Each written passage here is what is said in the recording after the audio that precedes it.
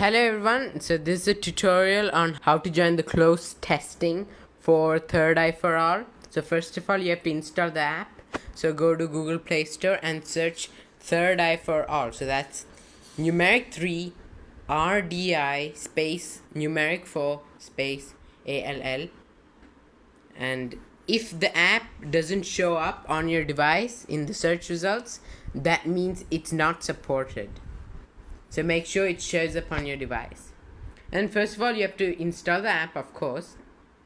And then once that's done, go to developer contact and send an email to this account, that's our company account, is requesting the closed testing access.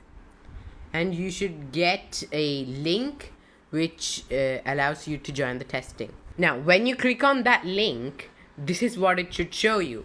And if it says anything else, that means you do not have access to the closed testing. So click on Become a Tester.